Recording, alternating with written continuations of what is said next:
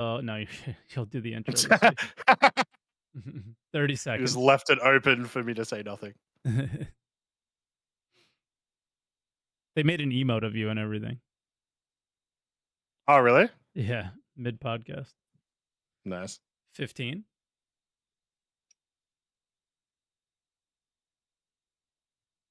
Oh, can you share? Oh shit, yeah. 5, and then I'll share midway. Sure.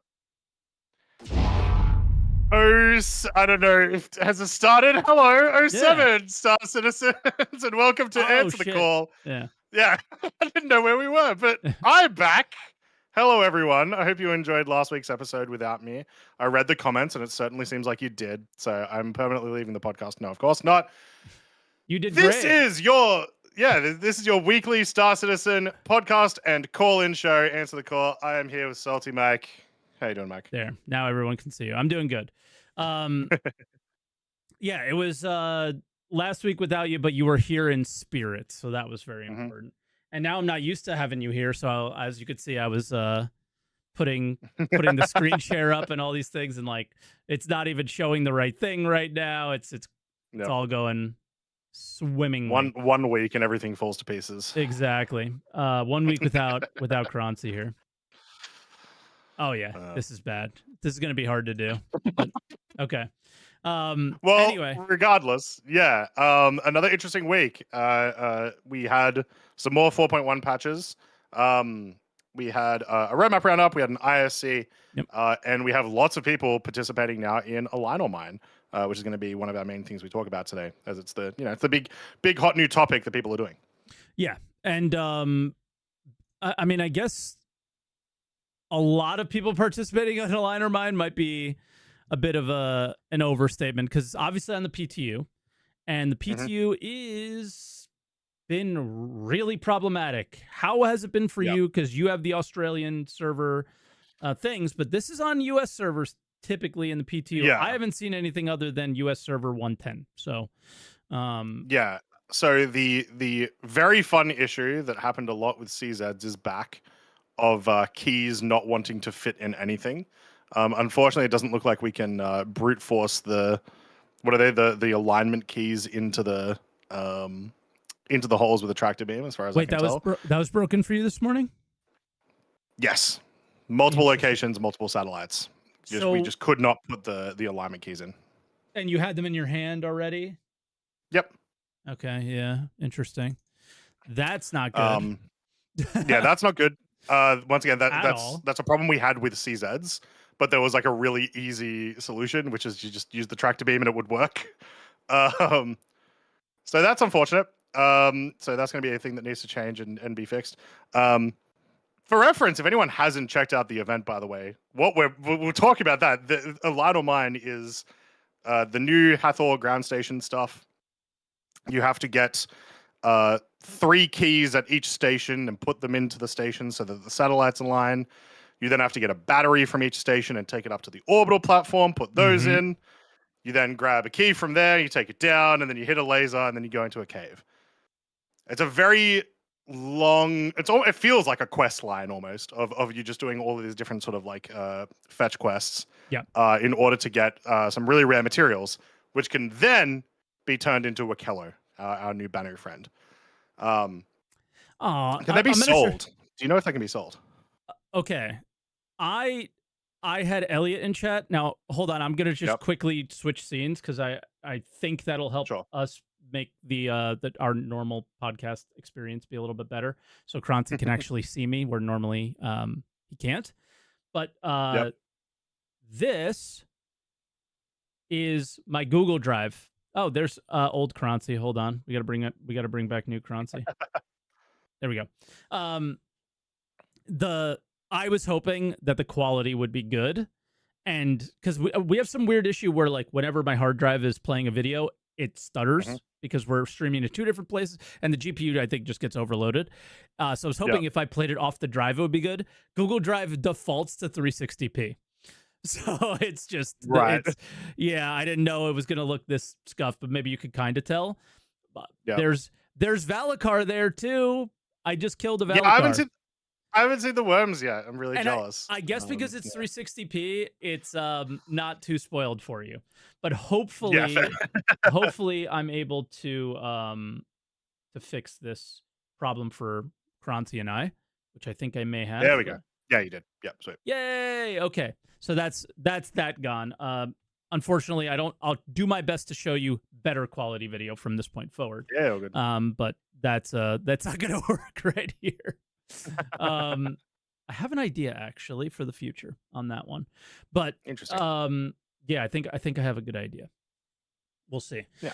But yeah, I think the event's really cool. We talked a lot about it last week without you here, and we talked a lot about I think the Tier 0 implementation of the item recovery and stuff and those experiences, and yeah, it was a good podcast. I didn't think it would go that smoothly without you, and I had been all over the place of what I was gonna do. Like, was I gonna bring Cutlet on and have a second guest? And I was like, you know what, this community needs to speak their mind, and they did. And we talked a little bit about it, but nobody had fully experienced the Hathor stuff just yet because it wasn't really working. And I've had similar experiences to you, not the exact problem that you're having. Most of the time for me, other people have aligned and done everything, and then it wasn't resetting. And then I broke down. I had enough. It had been a week of I had to get a tooth pulled. I was in pain, all this stuff. And then a week of just bug after bug after bug. And I was like, I just want to see this thing work. And I just gave up on Friday, I think it was. And then PC 101, another content creator and someone who's been around forever in the community, messaged me and was like, yo, I'm on a server with Cutlet. There's only 6 of us on the entire server. Do you want to join me? And maybe we can actually try this. Because him and I had been trying to do it together the whole time. And we got it to work. We did it multiple times. And it reset and everything. And it was cool, except one thing didn't work. A very important material called Karenite, which is funny. Just the name, like Karen. And the most important material is Karenite, and those weren't dropping enough. Definitely a bug. And yeah, but other than that, very cool. Bring the stuff to Wicklow. Did you get to go see Wicklow's Emporium? Yes. So so they added him in. I think it was like early Saturday morning my time, I believe. Yeah. I was like in the middle of preparing for Magic, and I was even saying to myself, like, I've got to practice for the next day. I've got to make sure I'm ready. And I'm like, someone in my Discord was like, oh, but you could just do a cheeky like 2 hour look at Wikello. Yeah. So I was able to do that last Saturday. Holy shit, we have an alien fucking finally. Rip, there goes all the money from this pod, but I'm super excited. It's awesome. Now there's not much to it yet. Well, there is, but like there's not much to the fact that he's an alien yet, right? There's a couple of cool things in there. I like the design of him. I love the like weird broken English that he speaks in. It's very fun. I like the sort of like Banu architecture aesthetics of the hangar. Or like his asteroid that he's situated in. Did you see his room yet? No, I have not, and I'm kind of saving myself because a lot of the what I've been seeing of his room is like the glitching through the wall and stuff. So I kind of don't want to spoil myself. Okay, you look at the YouTube chat. I'll look at the Twitch chat. Okay. Should I show right now? Croncy cannot look at the screen and it'll be okay. Oh, but then I'll describe it. Like it's an open PTU. I think do it. I think do it. Just show it. Okay. Just show it. All right, I'll bring it up. I'll try. You're too excited. I have to look at it now. It's that good. It's actually really, really cool. So I did hear you can hear the Copians right next to the door, so I knew that there's like a thing there where I think Copians are supposed to be attacking it or something in the future. Copians attacking? No, I don't know what you're on about that. So you can hear, like right now the door's like closed. Oh, you can hear Copians soon. You can hear Copians. Hold. Yeah. It's not. Yeah, that's not it. Oh, they're not. Oh, are they like? Are they gonna be like in cages or something? He's a collector. Yeah, that makes sense. He's a collector. Hold on, I'm bringing it over. I'm just hoping it stays smooth. But I'm not sure if it will. All right. Oh, is the door open in 4.1 now? Yes. That's why I was like, did you check it? Like, yeah, I didn't check it today. I didn't glitch. Yeah. The door's open. It's fully, and it's sick. But then you are aware of like the things that you that he collects, right? Oh, it's getting choppy. It always starts off rough, good, and then it starts to get choppy. But you are aware that he's like it's like a Tarkov trader. Like you give him stuff and he gives you stuff. Okay. Yeah, you barter with him rather than money. That's plastered along the walls on the side. But more importantly, in here, they show what you get for the barter. Very cool. And what you have. So it's like the proper barter. Now I don't have to like look at the mission system to try and figure out what I'm getting. It's like, oh, okay, get 10 Jalcium, 5 Karenite, 10 Tundra Coprian horns, which are pretty hard to find, but they're not that hard once you know where to look. And 1 beef burrito, which is, I mean, that the food and drink thing is just goofy. And then the like goofy in a funny way. And then the last one, let's see if I get there. So this is why you're hearing the Copians, by the way. He has them in like cages. Yeah, they're just like in a little display. That's very cool.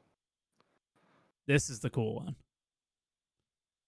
this the armor? Yeah. Ooh. So is this the armor that we've been finding in boxes that is the 0 texture, or is this a different Correct. One? Well, okay. This is a skinned version of that armor. Does that make sense? Okay, very cool. Yeah.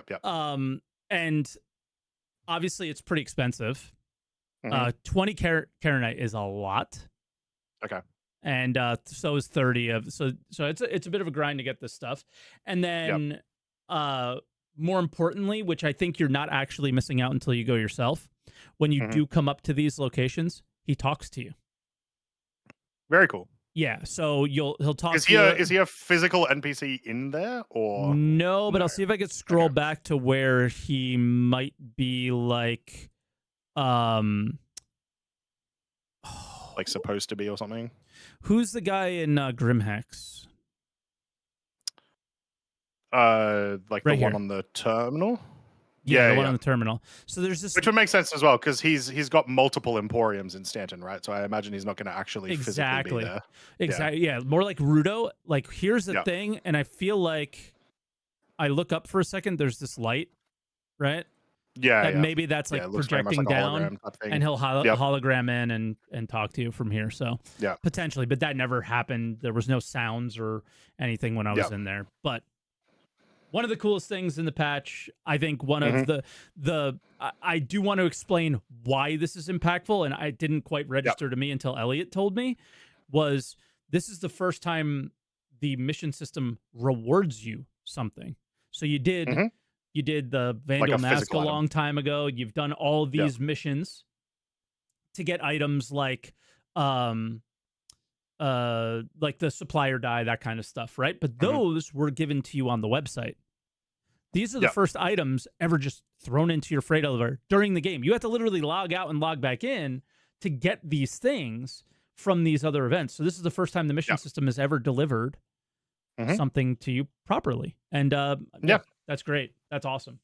So it's also the first time we've ever had like a barter system in the game ever, right? Exactly. So there's elements of that there too. There's also, this is more like I imagine this is something that they've maybe learned from CZs, and it's why they've done this. It's also another way to earn things in game that are not like mission related at all. Like just go collect stuff, just turn it in, works, right? Yeah. So yeah, super dope. I'm really excited for it. Hopefully, I do want, like, from what I've seen of all the rewards, they are very cool. Expand it, please. Like continue expanding it as it comes through, either through other traders or like just more of this guy, whatever. But not a bad way to introduce our first alien into the game. And also a good, this is the year of content, not features. This is a pretty damn good piece of content that like would be a highlight in any major patch, right? Why though? Not because of what it is now necessarily. Mhm. but because of what it can be, I think. Is like somebody Yeah. in Twitch chat goes right away. First thing was one of the first things I thought of too, man, was can we trade stuff from inside the CZs with him, like the bolts and the Mm. comp boards and the this and the that, and it's like, yes, well you can't, Yeah. but Yeah. Theoretically, yes. you could, right? Yeah. And does it have to be with Wicklow? It doesn't. Exactly. Yeah. It could be with any mission giver that we have now can now be a trader, right? So Yeah. it's the world of this can just grow and get huge, which is really cool. So I don't know. I've done a couple missions for him. I delivered food and drink and got like a bunch of SCU of Aphorite, which is interesting. Nice. And other ones I got like food and things, and it's just constant things of value. I did the first one for him, which is just like it's the 3 Tundra Copian horns, the can and the burrito, and he rewarded me with 8 SCU of Tundra Copian horn.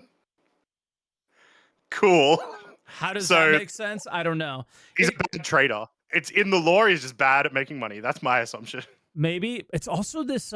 It's kind of like a gambling system, and people are like, that was the only negative I heard other people say about it, is like, oh, we get to go find these things to go gamble or something, and it was like, yeah, it's a little bit weird and stupid. I prefer the barters that we saw for the weapons and the armor, where it's like, you give me this and I give you that, and that's it. But I think as well though, like while it's like it could be, once again, it's not really considered gambling because like you always still get more than you put in. Maybe so not. it's Five just Star said he gave me a purple shirt and a hat. Yeah, you get more than you put in. That's what I'm saying. So... What the fuck? Who wants that? Okay, that's rough. Yeah, that sucks. Sorry, dude.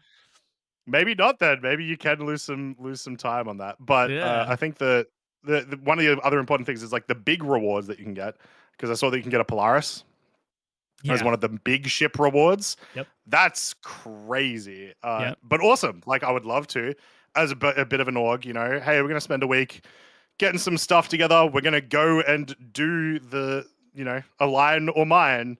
And we're going to turn it all in, try to get ourselves a Polaris that we can use for like, X, Y, Z. That's awesome. Cool. So it's like 2 different features that are connected, but don't have to be, that has me sort of excited.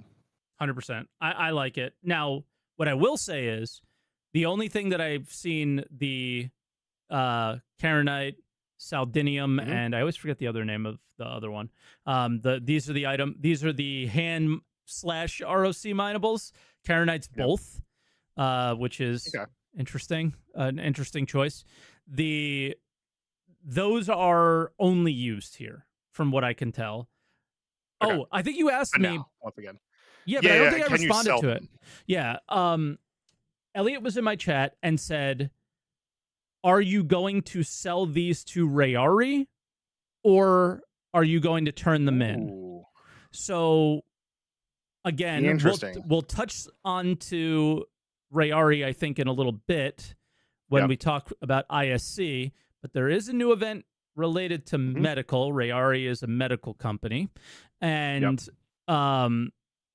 they're a new reputation faction this patch as well. They've got new missions. They have a mission that is asking for things, and that's so maybe there's a mission there that requests these, that as you do the reputation tasks, that shows up. So that's what I'm guessing it is. Or again, Karenite was really hard to come by, and these other things. And when I played, I wasn't on stream. I was playing just with PC and Cutlet off stream. So Cutlet used the Karenite to get a ship from Wicklow. He got I think it was a Andromeda with a bunch of Class A components, something like that. So I don't know if Rayari buys any of this stuff. So that like just from a from a trading standpoint. So yeah, we'll see. But the idea here is something's happening with med beds or something, right? Do you want to go into ISC, I guess? Before we go into ISC, I just wanted to tell me about the cave. So every time I've tried to get into this cave that the Hathor mining laser makes, I either get killed to a bug, a player, or it's impossible to make the cave because of other bugs. So Yeah, tell me about the cave. It's a cave. Oh, sick! It's a cave. Yeah, it's just a cave with hand minables in it. That's it. But in the P2, it closes after 15 minutes. But you don't die. It's not like the CZs where there's like a death thing and you die in there. Yeah.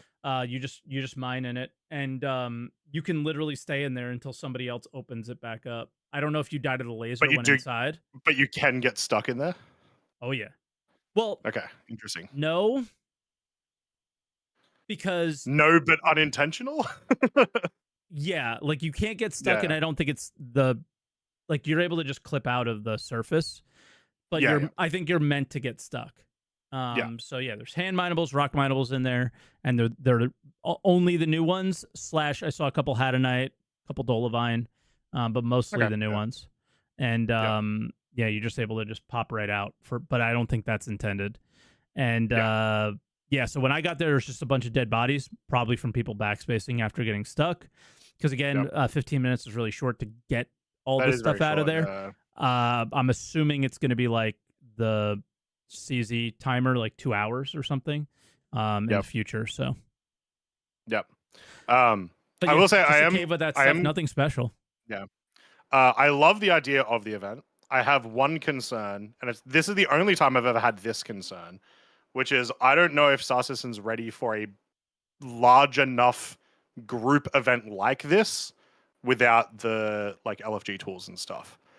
But it's a weird concern. Like when this goes live, it's going to be extremely large orgs doing this for a week or two.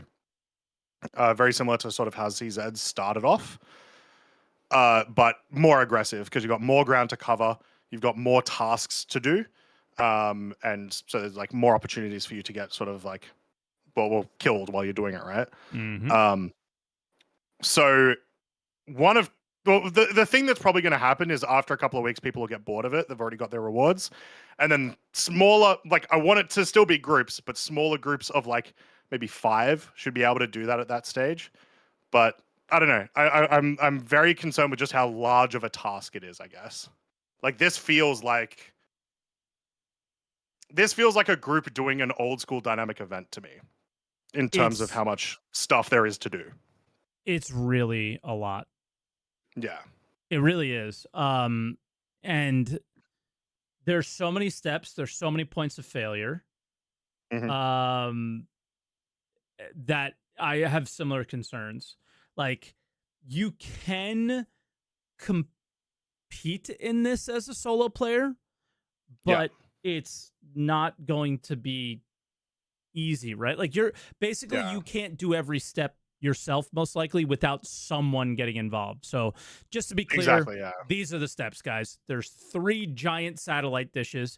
They require you to go get blue keys. So you got to find them. I saw that fly flying around. You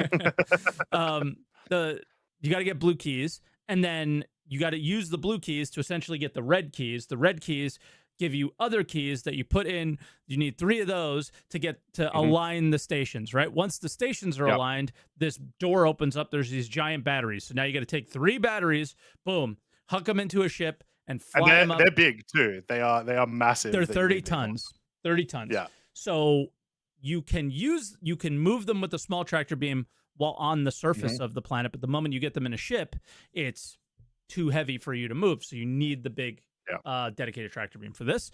Bring it up to the station, put those batteries into things that are on the landing pads, and then once those are there, then you have to fight through all the NPCs and other players to press a button. Once you press that button, you get a key. Then you have to take that key and you have to go all the way back down to the surface, put that key in, then another button comes out and you press it, and then that is what makes the laser make the cave. Then you have to fight off everybody for the material to get that stuff. All of this while in a monitored zone, by the way. Yeah.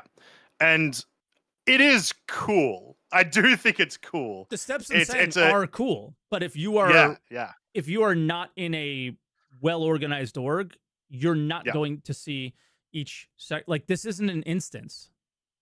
Right? Yeah. So it's gonna be challenging for you to even get to do the 3 aligning things without somebody else already doing them. So you will have to interact with other people. You will have to maybe type in general chat. You might have to use your microphone in the game. Oh my God, gasp. Which, right? Working perfectly today on 4.1, which I was very happy with. Yeah, one of the only things server-wide Yep. that are working perfectly, but we haven't gotten there yet. Yeah. So that's where my concern comes from, right? Is like it is the first actual like large scale organization thing that we're doing. You could call it an event, but I imagine it'll just stay up.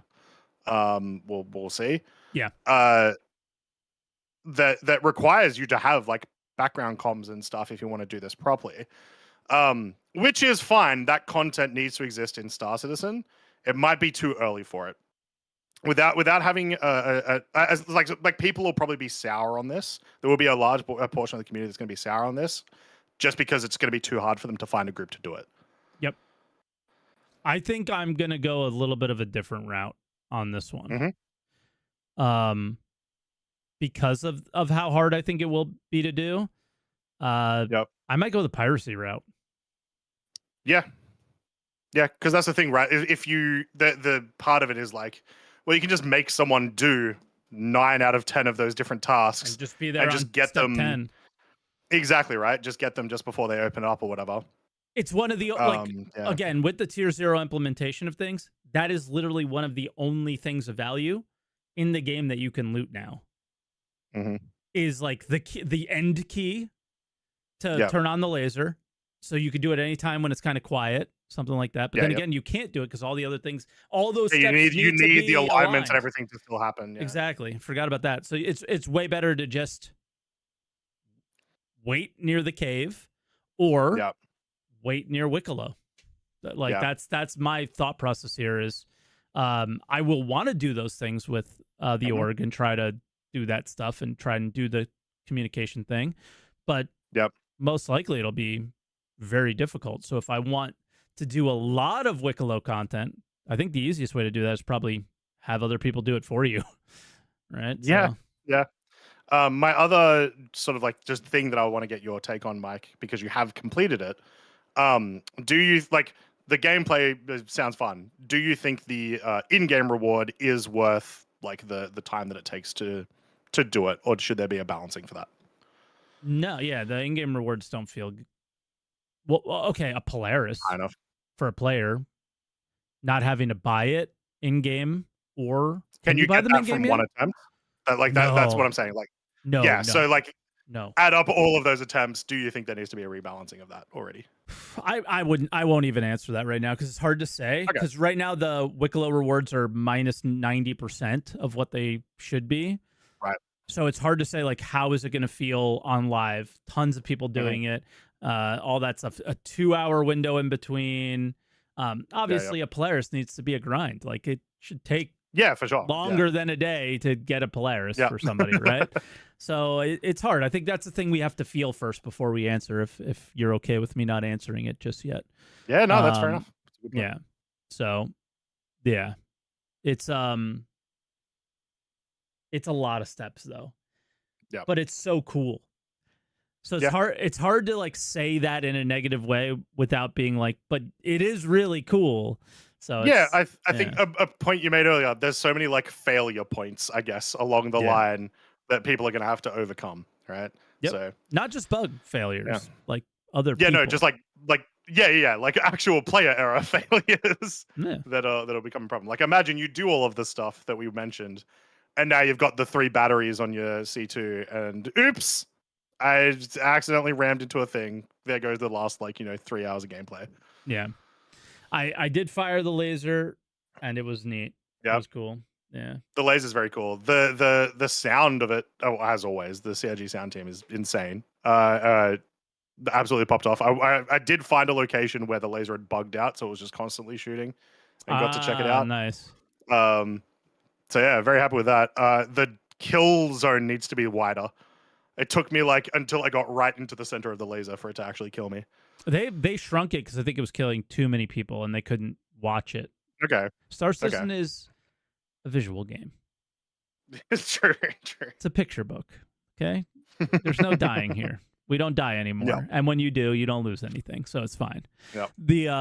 But yeah, that's basically it. I mean, this is 4.1. right? Wicklow plus Yep. this, and that's what you're going to be doing. I tried to do contested zones today because of Yeah, I was watching. P8AR, and at the very end, the Yep. elevator was just a void. Yep. Freight elevators and elevators are still, and transit are still a bit of a problem on 4.1. Now, Hmm. the experiences I want to talk about is what I'm really nervous about. Is they have this Yep. cadence at the end of the month. At the end of the month, we're going to deliver this next patch. What day is it? It is Yep. the 16th. We're not that far away from the end of the month now. We're at the beginning of the month when Yep. we first started talking about this. I was like, all right, they got time. They got time. Now I'm starting to feel the crunch a little bit. Insane desync, like Yes. horrible. Yes. Insane interaction delays. We're talking about 10 plus seconds at Hmm. often, all the time. If like, to be honest, transit issues out the wazoo. Yep. The worst desync one I experienced was trying to land on Daymar. Hmm. I'm 3,000 meters above Daymar, blowing up as if I'm on the surface. Yep. So it's like old pre 4.0 stuff that we're dealing with right now. Like, remember some of Yep. those really, really unsolid patches? This was supposed to be the year of stability. Yep. What I know they added this stuff. And I've Yeah. seen the, like, somebody fired the laser and then the whole server just degraded right after. Yeah. Yeah. But so it's like, it seems clear that this is probably something to do with it. Tons of Yeah. dead NPCs around, tons of entities all over the place. Yeah, I was gonna say the culling seems almost non-existent at these locations at the moment. Yeah, right. So there's a lot of weird issues, and I'm just gonna, instead of being negative, like completely, like, oh my god, the sky is falling, Mhm. because it's not. We have a couple Yep. weeks, but the concerns are there of like, whoa, Yeah. Yeah. did we just take a massive step back to do this event that, like, and I'm Mm. in pretty much agreement with you, doesn't feel ready for it just yet. It's a lot of things. So, it's like, this the right choice? Is this good? Is this going to be good? Or are we going to take this massive step back? Um, I Stability think as wise, well. which we should not be doing, Yeah. you know? Yeah. Them going to open wave PTU so quick as well probably puts that fear in you, right? Because like usually when they go to open wave PTU, it means live's coming pretty soon, and like this This feels time like I a feel wave one different. patch with stability, right? Like, Yeah, but I feel the yeah, reason for going, you make a really good point, but I feel like the reason for going uh is because every time I get played, people in. about 100 people on the server, never Yeah, close yeah, to the max. So I think fair. that's why, it's like, if we don't test this stuff with concurrency, we're screwed. Yeah, yeah. And yeah, cuz we were having these issues with 100 people on the whole Hmm. shard. So yeah, it Yep. was not a good thing. They even changed. I don't know if people caught this, but they changed the server from 5.5 to 4 in Pyro and 6 in Stanton to Oh, try to really? resolve it. Yeah, Interesting. yeah. I saw them. They changed like the actual like debugging code or whatever it is, or like the text of it to actually tell you server and shard, which confused me for a sec. I think at But I didn't one know they point, actually changed the setup. yeah. I'll try and find it. Let's see. It said 4.6 at some point. It says Mm. 5.5 now, but at one point it was 4.6. So Maybe it was just a test. Yeah, see how it went. yeah, to see if it went okay. Let's see if it was 3 days ago. Yeah, there it is. So this was on Thursday, I believe. Okay, They tried 4.6. I right. think neither of them made any difference, but there it is there. Some of the keen-eyed people caught that one on Thursday night. So Interesting. yeah, but it's 5.5 now, so it Yeah. clearly didn't do much. What else? What else were we The talking about? last thing before we move on to like ISA and stuff, maybe. Like in regards to this, so there's 4 locations for these. Correct. That feels like too many. Yeah, but then we also said you're never going to be able to participate in all of it. Yeah. So it's like, I don't envy their position here, as it's Yeah, tough to yeah, true. balance. Because it just it feels like it will stretch people too thin. So I feel like you'll have some where it's like there's 50 people at one location, others where you'll have 2. I don't know. It just Yeah. feels weird that there's 4, but Yep. Yep. It seems like it should just be one. but you can't. So it's like, yeah, it's tough. 2 on Daymar, 2 on Aberdeen, by the way. Have you seen Aberdeen yet? Yes. Clouds, talk to me. Yeah, like Clouds. Sick. I'm so happy. I need to go and check the Microtech moons and see if I've been told that they also have their clouds now too, because they're like my favorite moons to go to. Oh, really? Okay, I haven't been over to them, so I didn't see. Nice. Clio with clouds. Yeah, but that means everywhere has clouds now. Finally, the tech that got introduced in New Babbage 4 years ago has now been implemented to every planet and moon. So yay! I'm glad about that, genuinely. But yeah, it certainly makes the atmosphere of Aberdeen feel a lot cooler, opposed to where it was before, which was just muck, right? Yeah. Oh, before we move on from patch stuff, we actually have a lot more to talk about. Volt Rifle came in. Yeah. They also balanced ship collisions to where small ships can't blow up big ships anymore. So congratulations, all you big ship owners. You'll die legitimately now, I guess. And then an extra buff onto big ships. A bunch of turrets got slaved to pilots. I saw people get upset about that. I didn't see any major issues with any of those ships that they decided to do that with outside of the Valkyrie. Valkyrie is now like a really good bounty hunting ship, I think, potentially. Yeah, but I think for the most part, like the Carrack having access to what two 3s or 2 4s on the pilot is not going to make much of a difference. It's still super slow. It's not going to cover. It's not going to cover itself. You just sit behind it, right? So you're not going to win a PvP battle. Exactly. With this thing, right? Exactly. So. If anything, this is just there so you can blow up ships on the ground so you have somewhere to land. Like or like, hey, the odd NPC is attacking me, right? Like those exactly. Things.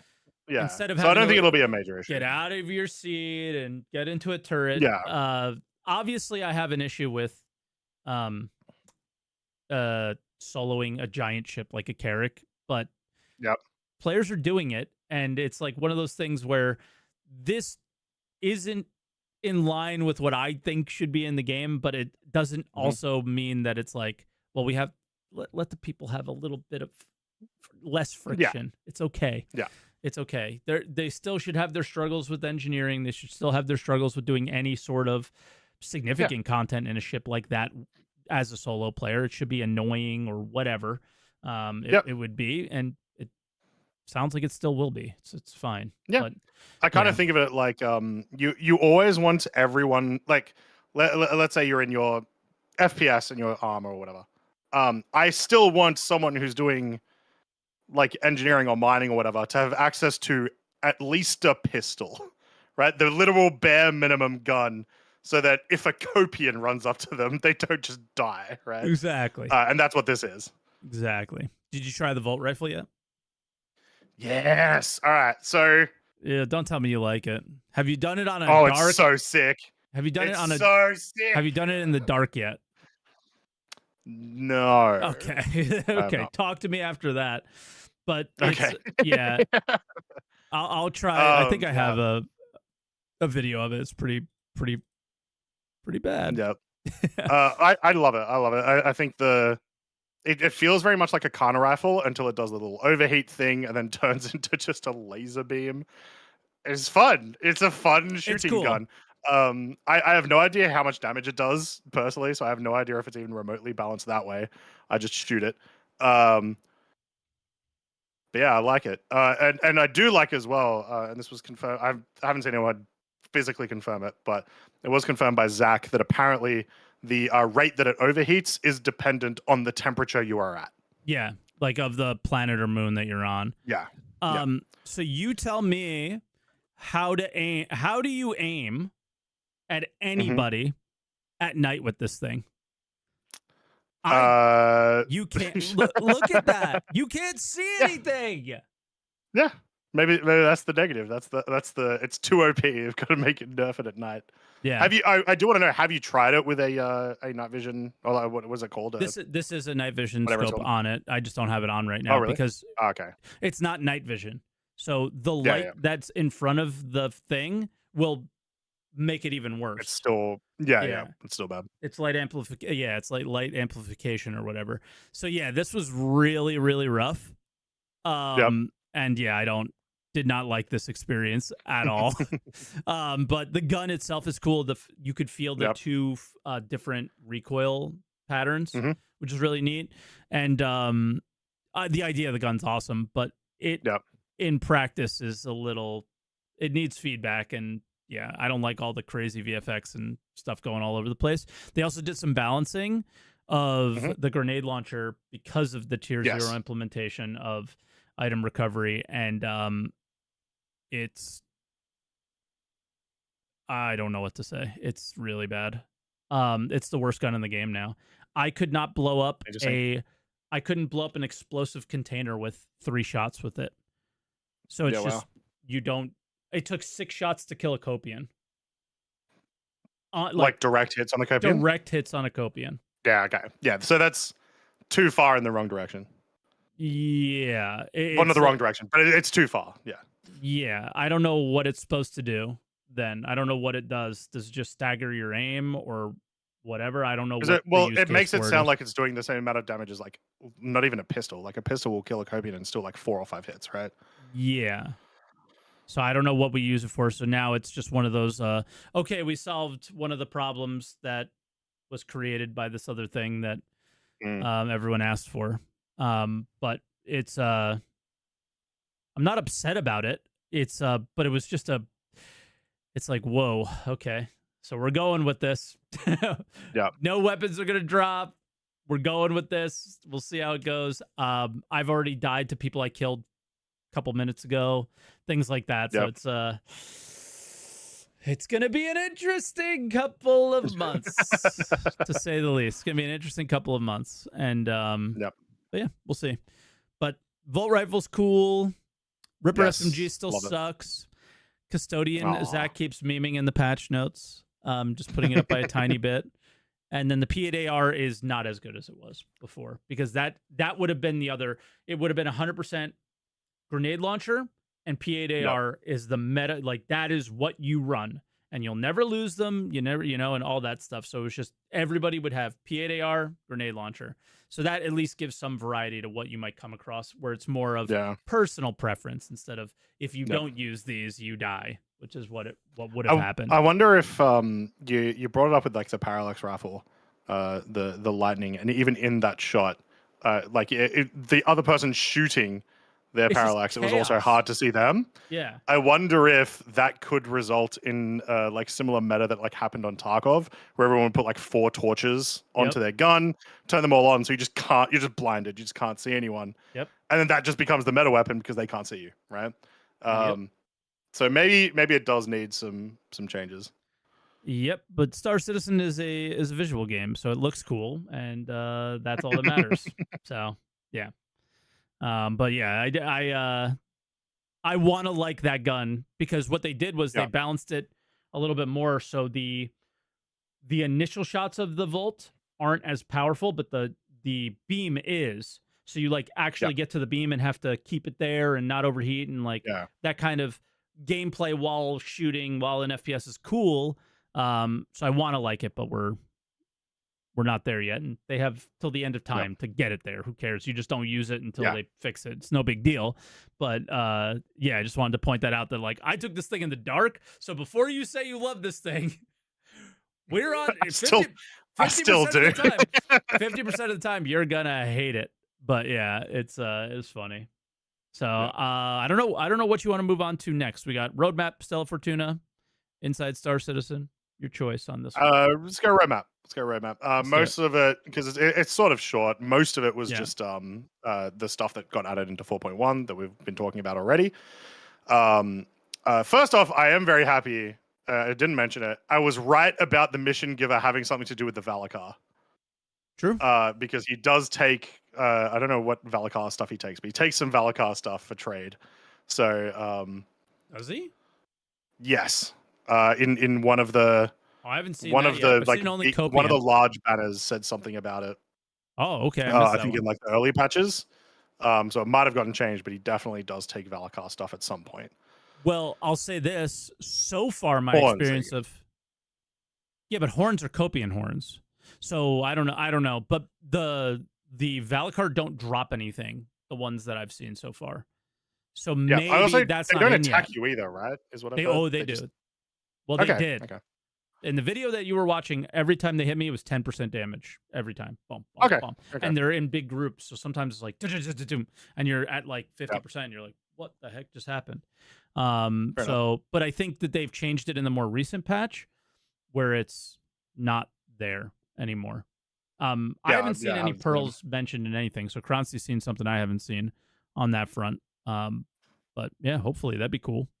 If there's another, because then you're experiencing part of the Wicklow thing without having to go through the whole steps, which would be nice. Yep. What else did you want to touch on? All of that got added. So it's the stuff at the bottom. It's the stuff that got added to 1.0. There's the main thing. So two of these we were expecting. Yeah. Two of these we were expecting: the control surfaces and the quantum travel. And I love that they've just broadly said quantum travel. Really, what they mean is like the quantum boost stuff that we saw a year and a half ago now. Well, if you read Citizen Con 2 years read ago. It real quick. The big changes are that they changed the names. They're just updating the descriptions of them, and it's like, the only reason I said, hey, like, take another read at it and let me know what you think. Do you think quantum travel period is changing significantly, and maybe that's why the reason that they're doing this name change? That's why I was. Yeah, I'm not like, hey, Croncy, read, idiot. That's not what I meant. I just dumbass. I like replayed what I said in my head, and I was like, that came off wrong. But I think both of these were changed to give a better understanding of what their plans are to do. Certainly the top one, which makes me think the bottom one is like, we know quantum travel is changing from like you have the mini game at the beginning, but I wonder if there's more to it than just that. I don't know. Yeah, 100%. And then an actual new card, the realistic audio mode, which I was convinced they wouldn't do. This is just going to be for cinematics. Like they describe it a little bit here. What I imagine this will actually be is, you know how you're not really supposed to hear stuff in space. So like you won't hear someone shoot, but you'll hear it impact your ship, that sort of stuff. There was a video a couple of years ago that I remember someone made where they had like sort of like customized. Yeah. They had like done the audio to make it sound like a realistic space sounds and stuff. And this would be that. So purely a cinematic thing. This is not going to impact your game in like your actual gameplay in a positive way, I don't think. Yeah. Bro, can I hear footsteps above and below me like one time though? That's kind of what I'd like to have. I think my headphones are good enough for that. But true. You know what else this might actually apply to is some of the sounds that they were showing last year at CitizenCon. Yeah, the last 2 years they've done like audio panels with those kind of things. So, yeah. I'll mention this now because I see people saying it throughout the podcast. Today's my partnerversary or whatever. 10 years. So thank you everybody who's doing the little button in the chat and stuff. 10 years as a partner on Twitch. Getting old. Reminder of how old I am. Too many years. All right. Stella Fortuna or Inside Star Citizen next? Let's do Stella Fortuna. Yeah.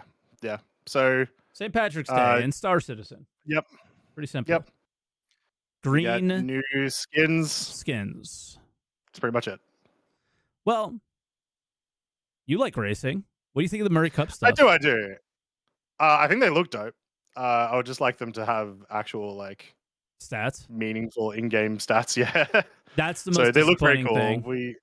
We saw we had the System 7 qualifiers this morning, and everyone was blinged out in their racing suits. But yeah, like we watched CitizenCon got hyped by like these stats on an armor, not an armor that looked like this specific armor, and when you deliver it, it doesn't have any stats. It was like, damn, that kind of blows. Now, I knew that was going to happen, obviously, because, well, when that change happens, it's going to happen to everything. We're going to know about it. They're going to talk about it. Yeah, it's going to be a big deal. So that was pretty obvious. Again, just pointing out here, we didn't have to put a gun on the armor set. They never... you do like who needs a S71 when racing? I'm not really sure, but so we could have not done that and talked about some of the feedback that we had given on those things. Yep. But the Murray Cup stuff I think looks fantastic. But there isn't there it is looks no great. there is no option to buy the racing suits without the guns outside of the pack, I think. I think this is the only one, maybe. Yep. Yeah. So I would like to buy the racing suit without the gun because I would like to support things that I think are, good decisions and things, and I would like to not support things that I think are bad decisions. So I'm just gonna I love the paints. Yep. I love the look of the armor, but I'm not getting any of these. I won't support that. And that'll be my protest, and that'll be my last thing talking about any of this crap at this point. Yep. That's my protest on it, and I really want some Murray Cup looking stuff because those are cool colors, but I won't get them. So yep, Sag. But yeah, outside of that, just no event in game really for any of this stuff. Not a part of any of in game things. Sometimes they'll release a new vehicle like they did with the Cyclone MT, but yeah, nothing like that. Oh yeah, or the what was the Connie green, the emerald or something. Yeah, those kind of things. But they didn't do any of that stuff. And then last thing is Inside Star Citizen. I was going to say Star Citizen Live, but this was cool. I would imagine you enjoyed this. Mm-hmm. Yeah, I love all the little looks at like behind the scenes dev and just like how the crew sort of operate and in their space and whatnot. It always does mean it's less. Yeah, basically what it was extremely Jared focused, right? Because it was literally him just describing his day, doing the mocap stuff. But I liked to see it. It was kind of cool. A very short episode. I think it was like 9 minutes long. Yep. Which is pretty short for an ISC. And it does mean when we have episodes like this, kind of like how we had the, that video where they were showing the soundtrack being recorded for Squadron. There's not a lot of gameplay implications. No. But there were a couple of sneak peeks, or at the very least one sneak peek in there, with one of the lines that Jared delivered. So apparently, Jared is going to be a news anchor, doing essentially TikToks, which I love. Yeah. And in it, he sort of described something that speaks a lot to some stuff that's been like sprinkled around. So if you go into live right now, there's the big Terror Gazette article about how, we all got duped, rip. And then in the top right, there's like, hey, there was a crash and some people didn't regenerate. And this is going to lead into this because they're talking more about people. There's like a regeneration crisis, I think is mentioned. And there's an attack on Invictus as well itself, they specifically say. So which that is now more spoilery than I would have thought they would have done. Which is why I think it could be a red herring a little bit. I think they may actually just be like, "Hey, Jared, say this thing for the ISC or whatever." Yeah. So they can kind of get us. But it at very least speaks to there's more stuff coming. Just the fact that Jared is doing this character and the mocap for the game means, we were talking about we want to see, more in-game cinematics or like more in-game personalization from characters. Kind of like how you would, Dooley would like talk to you and use like weapons free y'all and that sort of stuff. This is leading more towards that. That's the kind of content that I do want to see as they develop these stories. Yeah, 100%. I mean, there's like the set and stuff a little bit. So I don't know. This is all kind of cool, and I'm looking forward to seeing. I think and because it's in this right across the street, these are things that could be updated quite quickly, easily, things like that. So we can have these news hits more often and get that in-game lore. And while you're quantum traveling, here's some cool stuff. Maybe have it pop up on your comm screen or something. That would be great. I think so. These are things that are needed to fill out the game a lot as well. So as much as it does not have game implications, it kind of does. There's in the long term. Exactly, and there's sort of confirmations that they are moving toward. Their dedication this year of doing content is real, like continues to be real, and they are actually putting a lot of resources towards it. So hopefully, whatever it is, it's a fun event, because we're kind of running back to back with like all of these big things. It's kind of been nonstop. Yeah, 100%. I wonder how the devs are doing, because it's just yeah.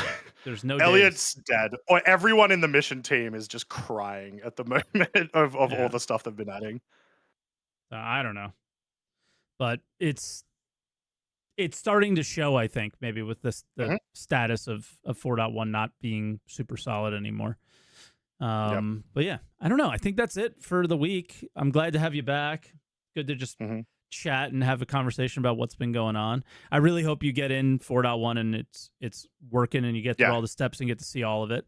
But I also I just want to point, like, I've enjoyed the fact that it's been a bit of a struggle. So it's like I went this far one day, and then I went this far the next day, and then I went this far, and then I got it, so it was kind of like I enjoyed not the pain, but you enjoyed the grind.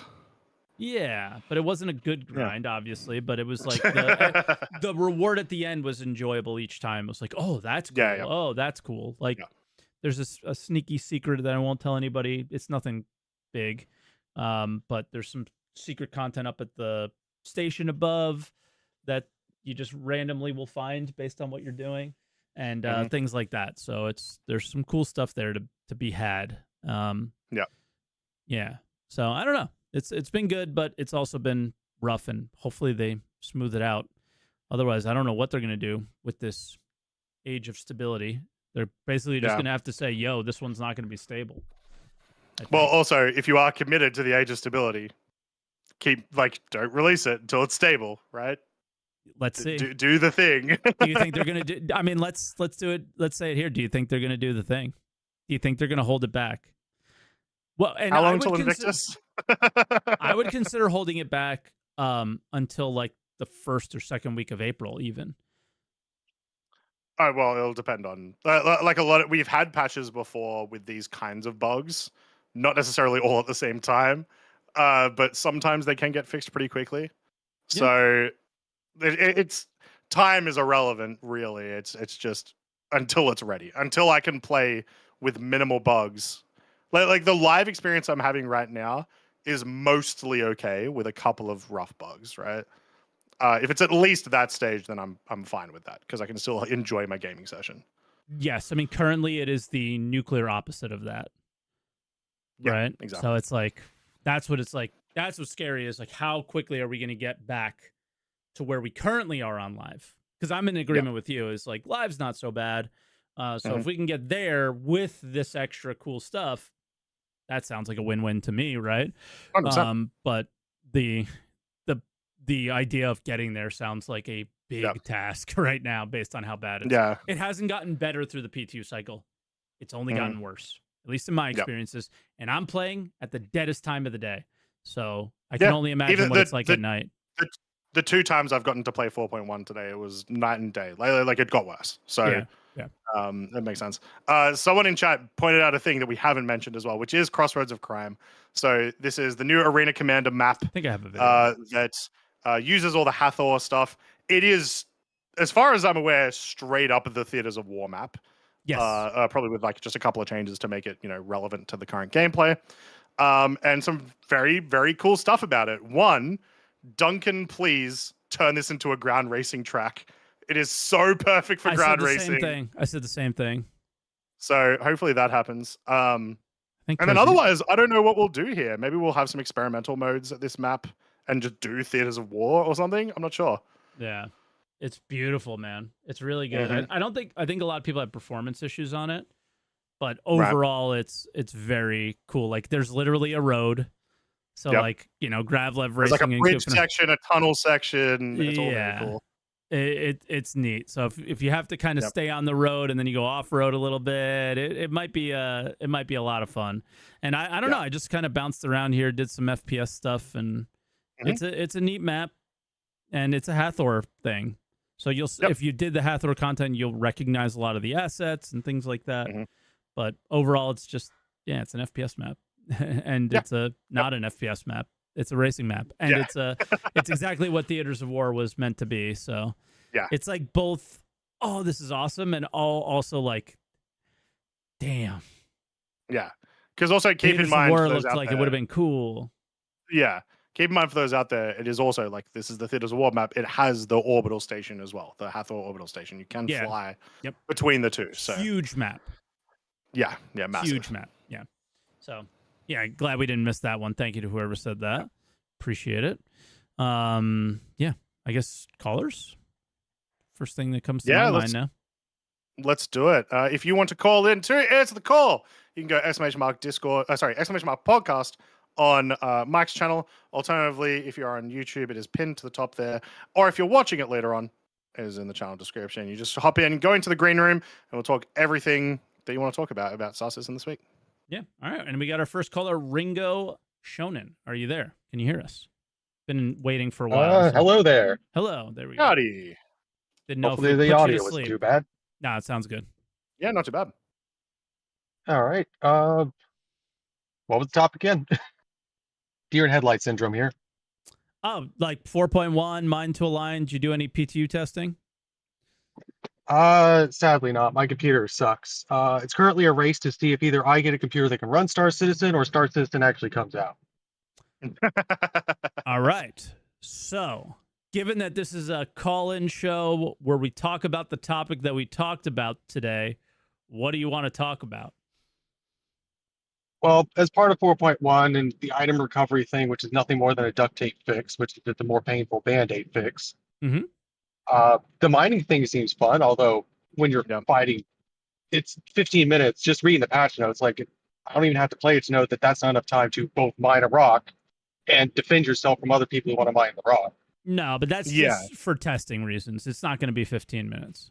Yeah, it has to be longer, especially because you've got to consider the fact that everyone's going to know when you hit the laser. So the second that happens, it's a bum rush to the cave, right? Yep. I'm just crying a bit more with this eye recovery thing. As a medical player, it's like, oh boy, my medical ships that are supposed to be for doctoring, and now they're just troop transport vehicles that just instantly respawn people. Oh, so this doesn't just affect PvPers. Oh, interesting. Okay. It's weird. My comment said it only affects PvPers. It's odd. I want to go around being a doctor, but now everyone can just shove an Ursa inside their car, and then they don't need a doctor. They'll just respawn. And if they, to be fair, okay, we're going to revert it. With that specific complaint, people have been doing that ever since the medical Ursa came out. Yeah, that was for medical players. That was our complaint. I know you're upset because the whole a while ago. Yeah. I'm just staring at you at the gallows, being like, first time. Yeah, exactly. Where you're worried about like crafting. Yep. Yeah, it's my first time. But like they haven't added because they don't have medical gameplay yet. So this is the duct tape fix. Eventually, they're going to have to rip it off, and it's going to hurt like heck. Just like all this free armor and all these free weapons. Eventually, when they add crafting, they're going to have to undo this, and then everyone who got lazy and got used to this, they're going to get mad again. Yeah, maybe. It all just comes down to what happens from this point forward. They put it out there. Everybody gave their opinion, positive, negative, somewhere in between, and they did nothing to change it in the PTU. They are rolling with it, and that's what they're doing. What they do after this point is the only thing that matters. I think it's much more important to see how the tier 1 and tier 2 solution evolve in the future, which have to, rather than necessarily the tier 0. Like I'm more that's happened. I think tier 1 and 2 are. I mean, this is Star Citizen. How many tier 0 things do we still have, right? So it's less about tier 1 and 2 for now for me, and more about 4.1.1. You're going to drop weapons now? Are you going to make some adjustments so FPS devs don't have to waste their time making the grenade launcher worse? I mean, it should have been worse anyway, but that's besides the point. For for those reasons, right? Is like everyone's got to clean up your work because it didn't make sense for the current game. That's my thing, is like you're going to clean up your edge cases on this tier 0 thing. I'm not completely against the tier 0 thing. It sucks, but like You know, I keep saying people respawning with their armor sounds totally fine to me. It's a lot of the other things that are just goofy and weird, and those are the edge cases that we'll see. Do they clean those up over time? They did nothing in the PTU for it, so it's like, well, I don't know. Oh yeah, armor. This doesn't matter soon because now we're gonna have to put armored classes. Are you wearing tracker armor? Are you wearing racing armor? Are you wearing stealth armor? So if I buy a Valor set in the shop, what is my Valor set? Is it going to turn into tracker armor, bounty hunting armor? What is it? I don't know. Don't know. Is it just going to turn into generic armor? We're going to have to buy new armor that follows the class rules? Don't know. Yeah, but only on the pledge store. Yeah. Oh, right. But I mean, I can get it both in game and in the pledge store. But if I'm pledging for no, it, I know. I was making a joke that they're gonna. Sorry. Anyway, I will say in regards to the actual thing that you just said, I do imagine, everything's going to get retconned to be some type of different armor, and then we'll deal, right? Like you can already see some of the old armors, what they would be. Like the Overlord set, which is one that I end up using like all the time because I got when like I first started playing, is almost certainly going to be, you know, that heavy big damage set that we saw last year, right? The what is it? The not the Atcav set. What's the one with the bug eyes? Bug eyes. It's got like a camo. It's like a light armor. It's got bug eyes. Like the Ninetales one? Oh, the camo like neck thing. That's yeah. It was like maroon, and you got it for free for like Sicon. Yes, Arden. Thank you, Arden. Yeah, you can see like the Arden set. The Arden set most likely going to be like some type of like stealth set or recon set, right? That sort of stuff you can imagine is going to happen. They have a lot of armor to go back through though, whenever this happens, which at the moment we don't know when it's going to happen because I don't even think it's on the roadmap for a 1.0 yet. Like they haven't added it to the new system yet. Yeah. Oh, okay. So I'll go ahead and do my last question thing. Sure. As someone who is a medical player focused, how often do you two, when you get into a PvP situation, do you just shoot to incapacitate or do you just shoot them until they ragdoll? Shoot to kill. Shoot to kill. Why would I do anything else? Yeah. And then that's why medical players prefer PvE, because at least NPCs leave someone alive for us to revive, except for that's not true. I've noticed a lot more recently, even the NPCs are like confirming kills. Yeah. Ooh. Well, yeah, I'm just so it's I think it's more desync where they're killing you before, like they think you're still alive, they're killing you, they're downing you, but then they're also continuing to shoot because they don't know you're dead yet, and then they kill you. Like it's weird, but I've been perma killed way too many times. It feels a bit more like they are actively seeking. Like so, I'll be behind cover. They'll down me. They will then actively try to find me and shoot at where my body now is, which is a different location than I was standing. Right.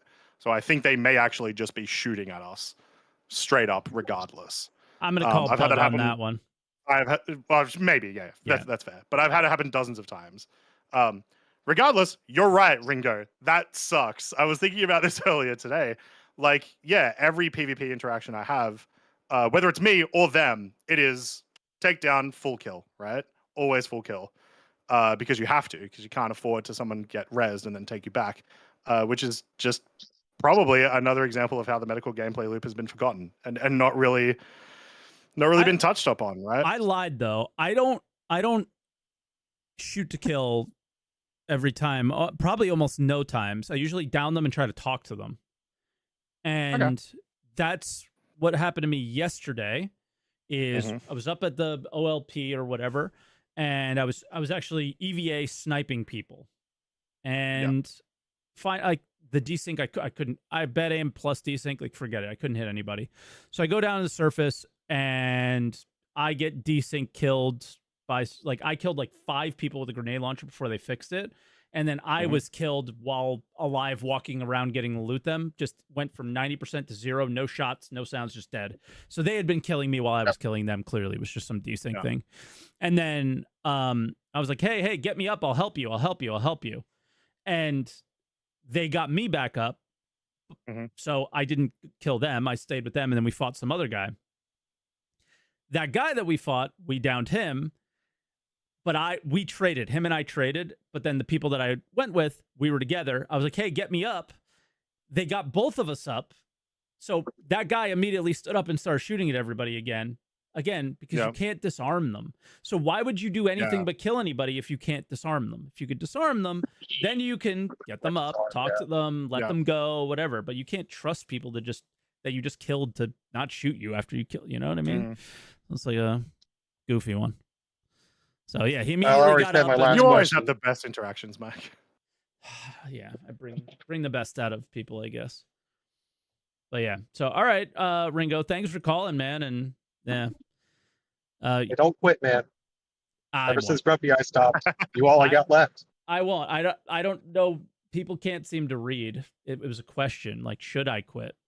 And it was a discussion about it. It wasn't like I'm quitting. It wasn't one of those things. But everyone in the comments just didn't get it and didn't watch. I guess I don't know. It was weird, but it was one of those like I just wanted to be open and just share how I'm feeling and what I'm thinking about, and that was it. So it's not as big of a deal as people are making it out to be, but of course people are weird on the internet. What are you gonna do? All right, Ringo, we'll let you go, man. Bye now. Yeah, cheers. Catch you, mate.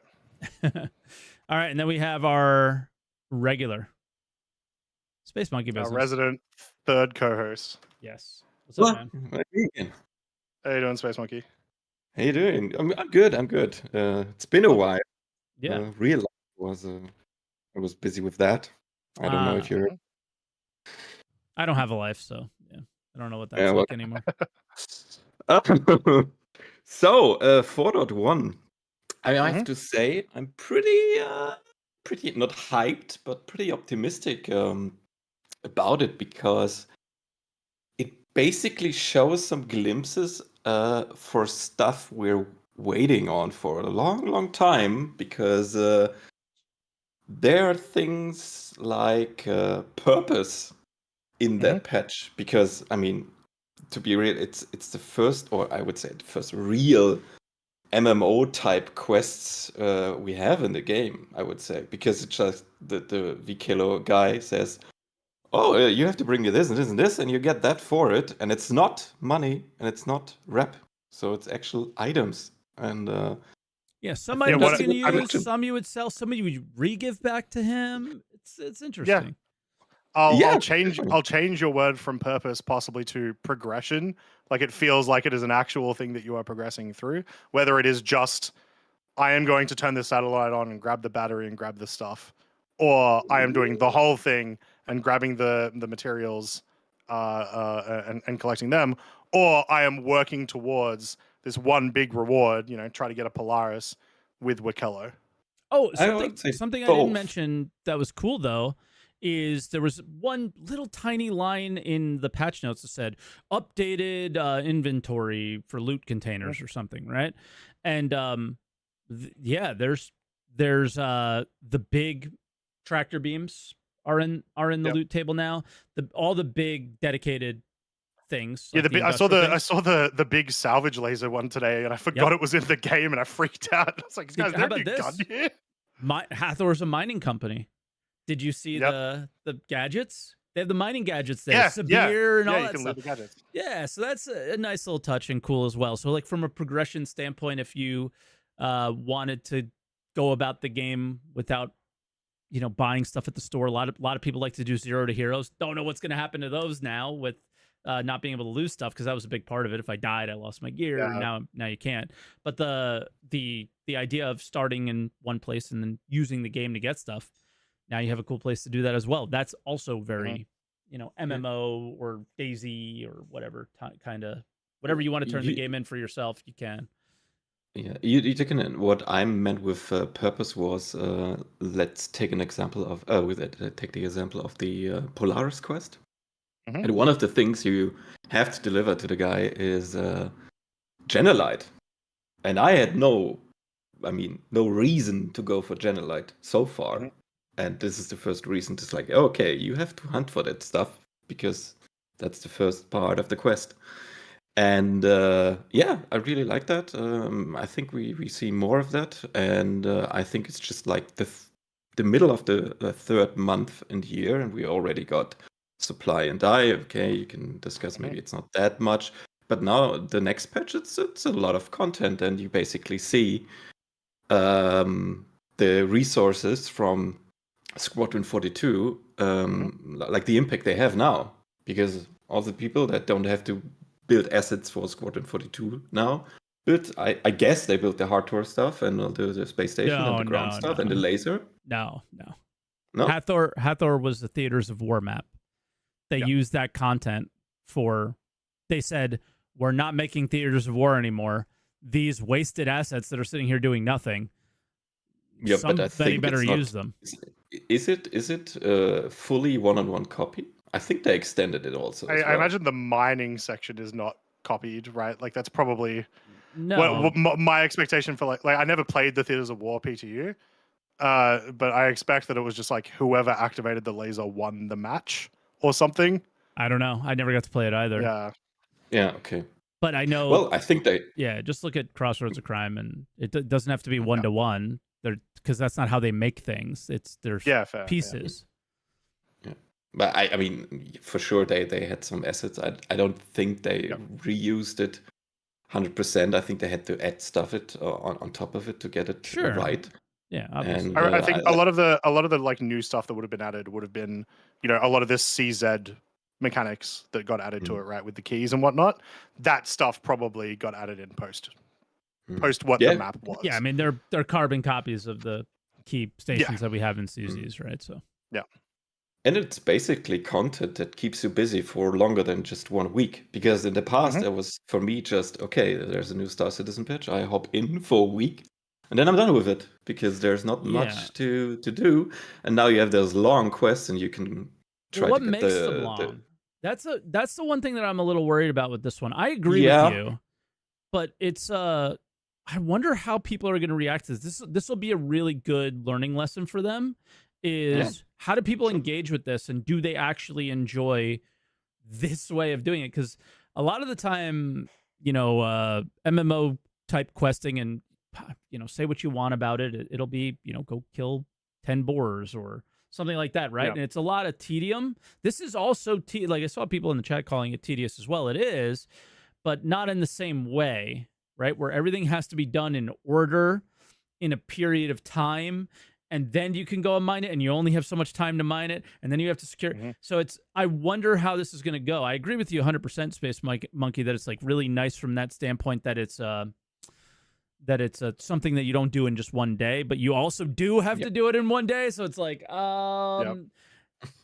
there's line or wires being crossed there in terms. I wonder how people are going to engage with it.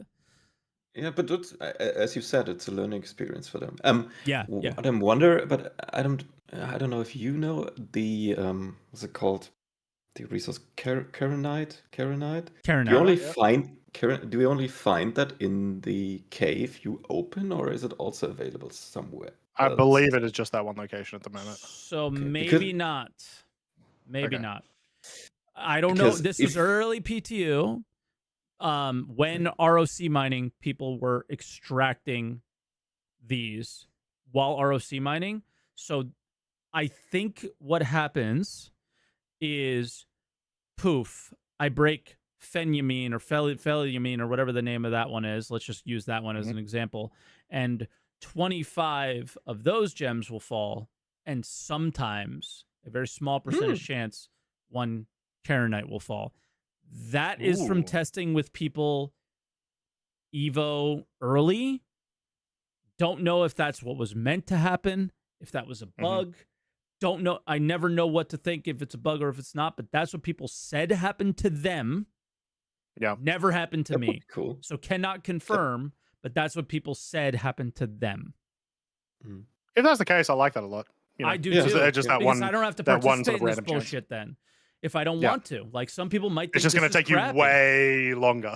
Yeah. But in the way that you might want to do it, instead of, I don't want to let's say I don't want to PvP and deal with all this crap. A lot of people don't, but they want to participate with Wicklow, then they can, right? So if that is the way they did it, I think that's a really good idea, but I don't know if that's how it works or not.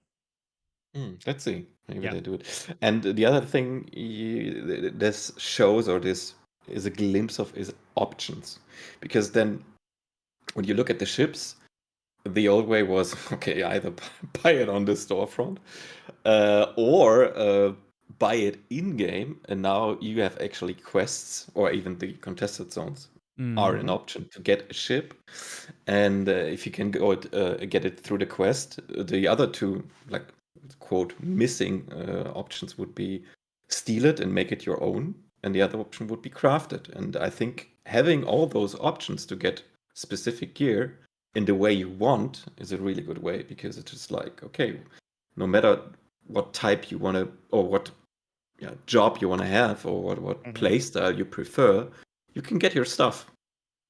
As a pirate, you can get it. I mean, it's bricked, and then you just unbrick it, or it's like remove the deadman switch at some point. And I think that's the right way, or at least it feels the right way for me. Yeah. I don't know. We'll have to see.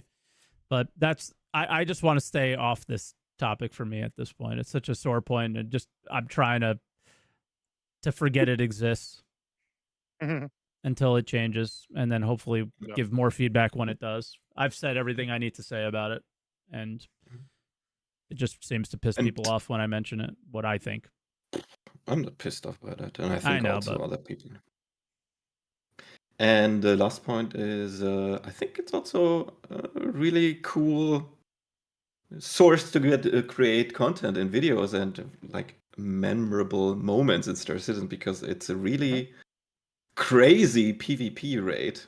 And even if you don't have a big group, you can maybe troll people a bit or interact with that in a way, because I saw just today morning Ollie's video about his tryout of this stuff, and they got trolled by 2-3 people who just attacked them over and over, and somebody had taken over an Ursa medic somewhere and respawned all the time and came back and killed some people. And I think it's a good chance to have some action. And I really also liked the action of the end of the contested zones, where you go to the hangar, and we had some great moments where we really closely got into the hangar and got our ship before others attacked. And we also had moments where we stole one time the ship from other group. And I think that's the same with that, only just bigger, because it's not in a PvP zone FPS only. It's just all over the place. And I'm looking forward to how it plays out, and watch the videos people create with that. I think it's a good source for entertainment. Yeah, for sure. I don't know. I'm just like, I'm staying off of it. But thank you, Space. I appreciate you. Yeah, cheers. Thanks for the call as always. Catch you. Talk to you soon. Bye-bye. Yeah. Bye-bye now. Yeah, I'm going to try to have fun, but that's a topic I'm just going to avoid from now on. That's just me at this point. I think it's just best if I do that. Talk about things that make me happy, not the ones that are making me miserable. All right, we're going to bring Syken in, and Syken looks like our last caller. So, Syken, what do you want to chat about? Hey, what's up, Mike? What's up, How's it Croncy? going? How y'all doing? Howdy. We're good. How about you? Yeah, doing pretty good. About to get the day started over here. I'm over in the Texas area, so a little bit late for me, but yeah. So wanted to kind of bring up some topics and hear y'all's thoughts on it going forward. Currently, I have not played in the P2 yet. Been watching crazy videos, been watching Ollie videos, been watching y'all's videos. Just like everyone's experience, and the laser looks cool, of course. It's visually beautiful. In my experience so far with like 4. What do we have? 4.0.2 right now. Yep. Yes. Yeah, it's been great. It's been good. It's been more stable than you would normally like have a patch come out. But I think we ran into the elevator issue. Was that we were on our obituary and none of the elevators worked again, and we were like, "No, Ben, why? You got greatness ahead of you. You could do this." But you just crazy undertaking for it to still see those issues at this point. Yep, Galleria elevators too. For some reason, it's like certain ones. Yep. But we you push through as testers. But for the topics that I want to just jump on, I'll try to make it as quick as I can. So the looking for group option for MMOs has always been great, right? So like you have these awards you can get when you do like say I'm gonna say World of Warcraft because I played that back in the day. You know, you have these items and stuff that you get as rewards when you beat the main boss, and to get there you have to do it in a group. You can't do it solo, so it encourages the group play. For instances like this, you could still have a looking for group option, right? Yeah, I mean that's what Gen Chat is, I guess, for now. But that's obviously not a good option, and we know that they are doing a looking for group based on CitizenCon, and monthly report last week I think mentioned something around the social stuff. So what they're prioritizing, don't know, but I think you're kind of pointing out one of the ones that probably should be near the top would be the looking for group one rather than the guilds and stuff, which you know makes me kind of bummed out because I think that those would be the best. But for everybody, the looking for group would be the best, probably number one thing, or parties and things like that, right? Yeah, we've had the last since 4.0 really, or maybe just a little bit before 4.0 with Fight for Stand, whatever it was called. Save Stanton, that's what it's called. We've gotten more missions that, like, you know, back in the day we would have a Xeno threat, and while it was a big cooperative mission, it was kind of just a cluster. It was just go there and just shoot the stuff. Everyone else will also be shooting the stuff. But also only, move these boxes for like 5 seconds. Yeah, I was gonna say like the only like actual like interaction you would normally have with other players is like, hey guys, I've got boxes, and it would just be like a line in Gen Chat, and that's it. So since like Save Stanton, a lot of these missions have felt a lot more like, they are group organized, but they also require a lot more group work. CZs, Save Stanton, these missions, this new location, require a lot more organization. It's the first time we've really had that, which is really showing the lack of the LFG system now, and like how much we desperately need that for this content. I want to take your point for just a second and say the one thing that they did well with Fight for Pyro on that, from that frame of mind, was they did give you options to do missions as a group that were better for a group, but some of them were also just more geared to the solo player, whereas this has no real solo player outside of the maybe bug, maybe real rock mining thing that we had mentioned, right? So hard to say. Go ahead. I'm sorry, Syken.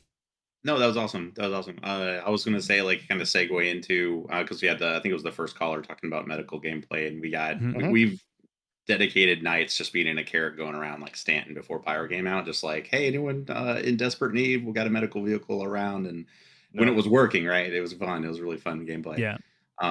But with looking for group, you could have you know, not necessarily a tank or healer. Well, you could. So maybe not a tank, but kind of. Well, yeah. Well, so I mean, like same rules, right? Like pilot or escort pilot. We're getting the armor class system in, right? You could literally say, we need someone who can fight, someone who can heal, whatever. Yeah, but in the current day, you need a medical ship. Like if you're playing the game now with the new implementation of stuff and not using a medical ship, you're kind of a dumbass. And then the other thing is, a lot of this mission requires a cargo ship, right? Those batteries have to go from the surface up to the top, and not every ship can hold those. They're big, so you can't put them in an Aurora. You know, so you kind of need to fly with it on top and just really slowly make your way up. Yeah, so you might be looking for certain things, and obviously in previous patches it was, are we going to salvage to do supply or die? Are we going to do mining? Are we going to do this? So all that could have been good with this system that he's mentioning. Yeah, definitely excited to see like what they're going to do with it, and the updates they were talking about in the last CitizenCon. But then also how to make something like this event, like say for this event, right, to be instant. So you could have a PvE full experience for those players that want that. With was it dynamic server meshing is what I'm maybe thinking. Like you could have it go into like a specific instance server for that location, kind of like what the Gears of War level was that you're all showing off. I don't know. Maybe. I don't know if they want these open areas to be their instances. Like, did you see CitizenCon last year? They gave their first ever mention of an instance in this game ever. at that CitizenCon, but how they mentioned it was sewers, something under the ground. Arcorp in the cities. Correct. Yeah. So I don't know if they would want these open air experiences. Yeah. But they definitely want to do that. So, maybe this event is just not going to be as cool as it is, and as cool as you would want, and as much as you want it to be an instance. I want Siege of Orison to be an instance, right? Very similar to this, in a lot of ways. Yeah. I don't see that happening with those kind of things, but I do see it maybe being not like being somewhere just down on the surface. I don't know, but who knows? It looks like in space somewhere, like you could have like an outpost that's like under attack, and you need a team of like 5 or 10, and you like log in looking for group, get your team, and then you all quantum to it, and it's like on its own separate like server or yeah. I mean, it's certainly. I think it's even possible without dynamic. To be honest, it's just a matter of them doing it. So I guess what I want to ask you is like, is that what you want for this, or do you want it to be something that people actually compete over? Like not everything should be instanced, is what I feel, but yeah, right. Then you lose like that, like kind of the player interaction where our VoIP after finally now working comes into play. I'm pretty open to it being in a lot of different ways to do it. I think if you're ever in a PvP situation, if there's like any rewards that should be greater than like the PvE awards, that's kind of been my thought on it. But different or unique. Yeah. I don't know. Like I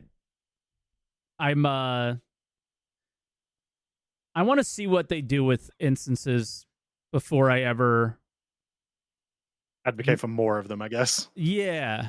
Right. I think you're saying what I'm trying to say for sure is I don't want to take players out of the MMO part of the game unless you absolutely have to. Yeah. If that makes sense.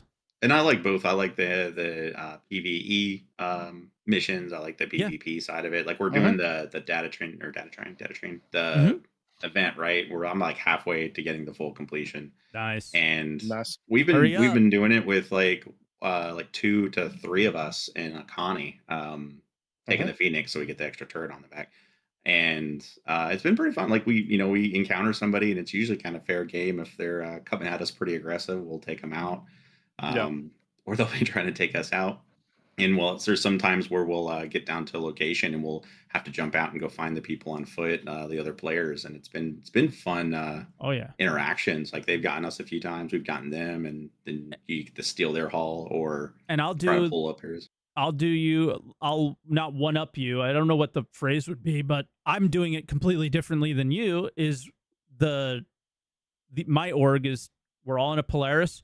We're doing ERT PvE bounties, downing, soft deathing the ships. Those ships have copper and corundum on them, and that's the turn in Stanton. So we're trying to figure that. Okay. Yeah, we've collected thousands. There is, I think, 3,000+ SEU in one of our guys' freight elevators. Wow. Even though the max is 1,000, by the way, you can get more than that in there, and we're gonna just turn them in at some point. Yeah. And finish it, for a bunch of people, make a bunch of money, and continue to ruin the economy from that mission. As bad as the implementation of Supply or Die kind of was in so many ways, I think it was the best one they've done so far from the, just get in and kind of play the game aspect. Yeah. You completed it any way you want. There was tons of different ways. Be rewarded for doing what you normally would. Exactly. Right? Be rewarded from just playing the game. It was one of the best they did, for sure. Like, you gave an entirely different experience than I have. But we're doing the same mission. It's kind of cool, right? Yeah, and I tried that. That's actually pretty cool. We're gonna do that next, because we used to do that whenever the bounty missions had like all the drugs on them, weevil eggs and everything. Yeah, they still do. Came out. So you also have that extra bonus there, but yeah, that's cool. We're gonna definitely do that. But I tried the just the normal hauling, but that seemed like every time we'd go to one of the stations that would have the ice and the was it 10? I think it was. 10, It was just like everyone was just waiting for it, and it just Yeah. never was. You could never do it. Yeah, that Classic. is that is my only sour point towards that event is like, and it was I guess it was kind of hard to tell how aggressive it would be that people would do that, but just so much of It the community was just like, I'm just gonna sit at this terminal. It wasn't like it's happened at every fucking event they've ever done. Is people line up and just wait. Every But single this is very different to like a waiting for Jump Town, right? Where it's It like, is, yeah, but you're sitting there and you're waiting, but like you could get killed at any time. Yeah. This was literally, I am queuing for hours on end Yep. with just nothing happening, right? Yep. It was, but it's the Star Citizen players. I don't know. They We got to love test it. VoIP. They're all British. They love lines. I don't know. Yeah. It's funny. Yeah, but it's been good. I mean, overall, hopefully, stability is a big thing. They have a big undertaking to be able to pull this off. Mhm. But I mean, we're all hoping it's successful. But it's like the struggle to get there. Yeah. But all right, Syken, is there anything else you want to add, or? Oh yeah, that was it. Yeah, we were talking. You guys started talking about the event. I was like, that would be really cool to see like a looking for your option to bring more players together. Even, for those ones and that are even like at instanced, but it's just like a weird situation of what's instanced, what's not.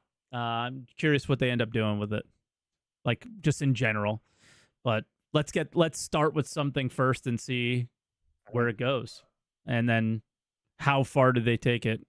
I know they want to do a bunch of things, but what they want to do and what's reality has shown over the many, many years I followed the project to just never fall in line with each other. So, yeah, we'll see what happens. But all right, bro, thanks for calling. I appreciate it, man. It was fun. Yeah, good stuff. Good talks. Too, all right, catch you soon. Bye now. Up to you, Croncy. Somebody popped in the green room. Want to bring him in? Yeah, let's do it. We'll make it our last call off the day, though. Okay, cool. I got to write their name in. Tibbles. Tibbles. Hello. Tibbles. There you go. Hello. Long time watcher, first time caller. Welcome. Welcome in. So, the most exciting thing that I'm looking forward to in the 4.1 is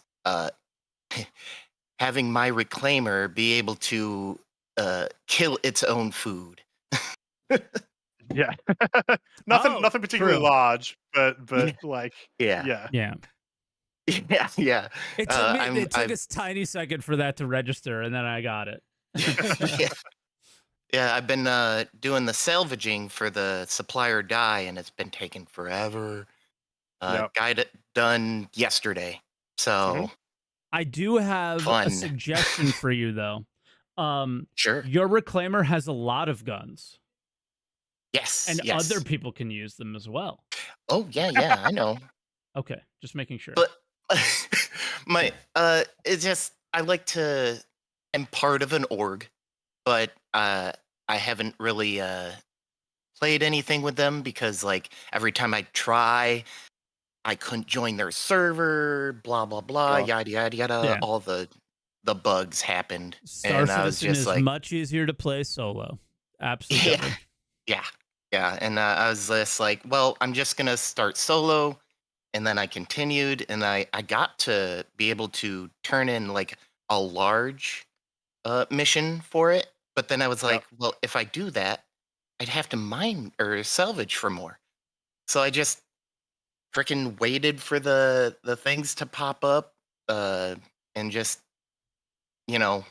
server hopped until I could get all the small missions to complete it. Now I'm going to save up more and turn in a big mission to save up for an 890 jump. Oh, good luck. An even bigger ship. Those guns shoot without you, though, so that's good.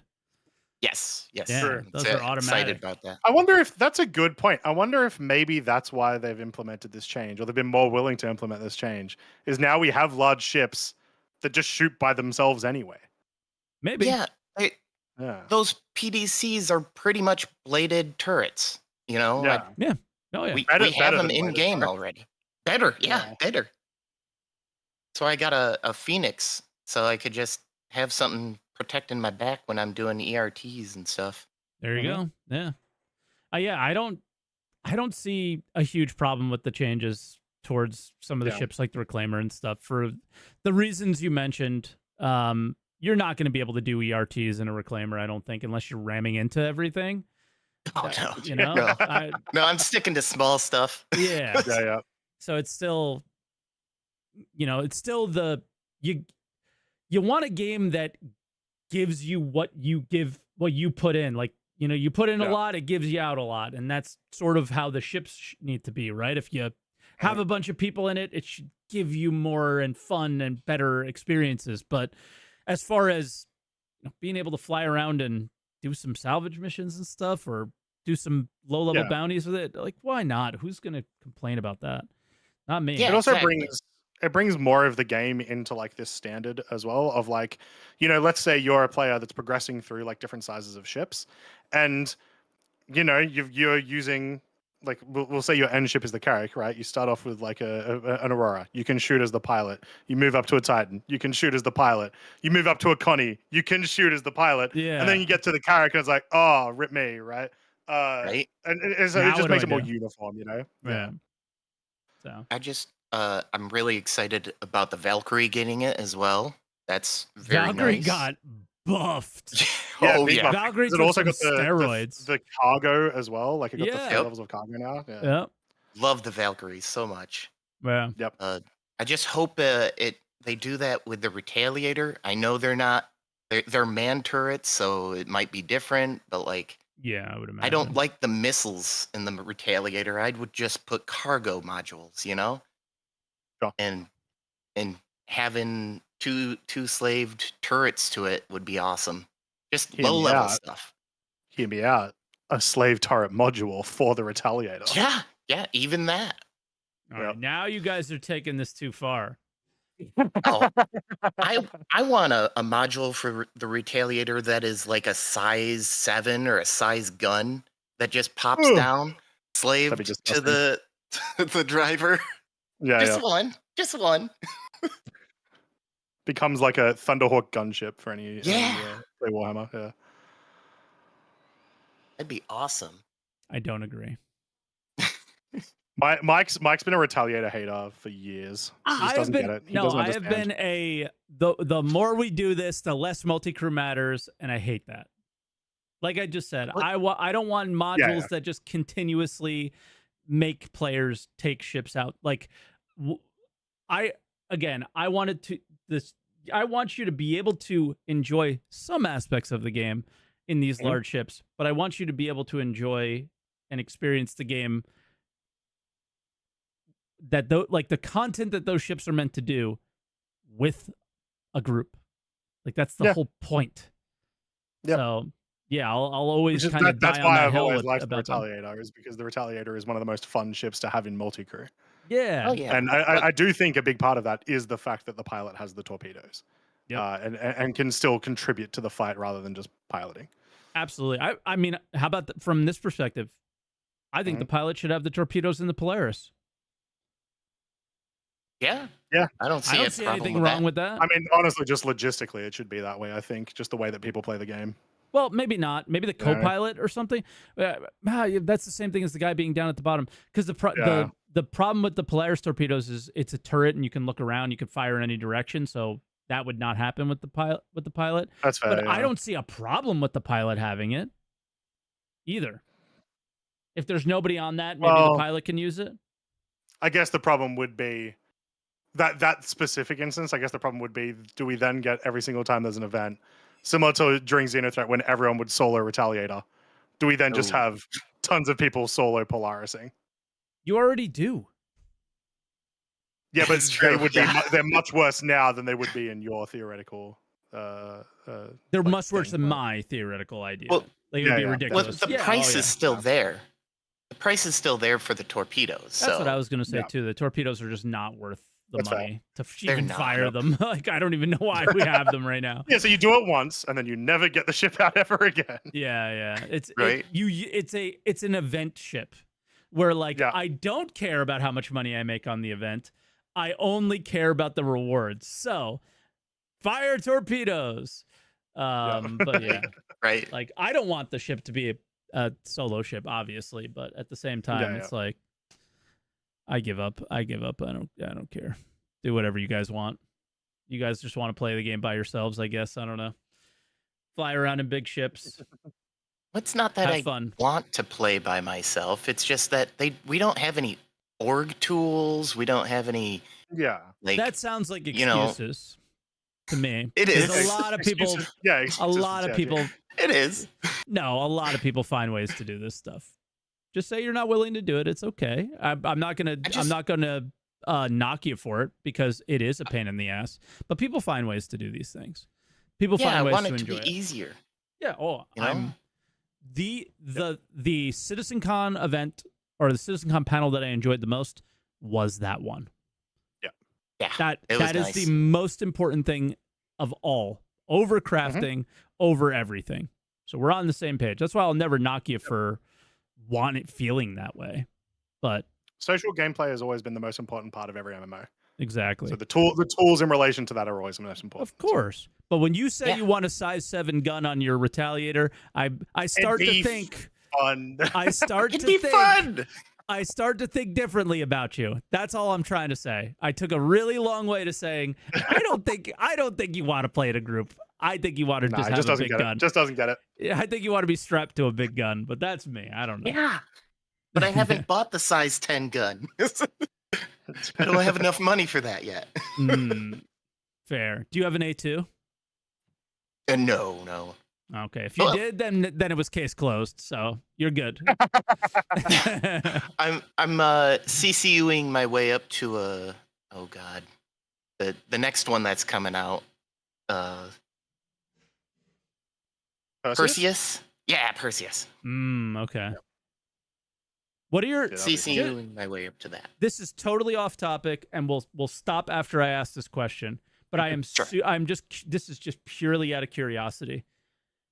With the amount of money that you can make in game now, with the way things are, that like how easy it is to buy ships in game. There's now missions for you to get ships in game, like the Polaris.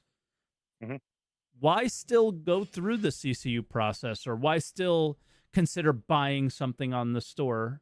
Because one of the things I've seen in 4.1 or 4.0.2, I should say, there's just money everywhere, so there's no need to buy these things. Just I'm assuming it's still just wipes potentially, that kind of thing. I don't say what it is for everyone, but for me, it's probably a sickness. It's probably a sickness. Fair, yeah. I don't drink, I don't smoke, I don't do drugs or anything like that, but I waste my money on games. Everyone needs a hobby. Yeah. Yep. I think I was cured at some point in 2017, but I definitely had the sickness too. So I understand. I bought a Polaris. Yeah. I bought a Polaris. I just bought an Emerald. Yeah. I was just curious as like the reason I asked is like the way the game works now. I'm curious if people who often just bought stuff on the store because they wanted it when the game comes out, did they find the more recent patches like, hey, I'm playing the game even though I'm getting 25 million for mission, things like that. Did they find themselves wanting to earn ships in the game more, or still just, hey, got to spend my money on something? Yeah, it was, again, not to try to make you feel bad or anything like that at all. It was just the current state of the game is so unique to anything we've ever had in the past because they're not really exploits. It was like totally by design. And I was just like curious what people were feeling about it. Yeah, it's like the first time they've ever incentivized people to earn ships in game. Exactly. Right? Yeah, that's true.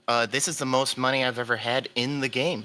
Did you buy ships in game a lot, or and then no, never? Because you're mentioning never really. Okay, yeah, never. Now I am.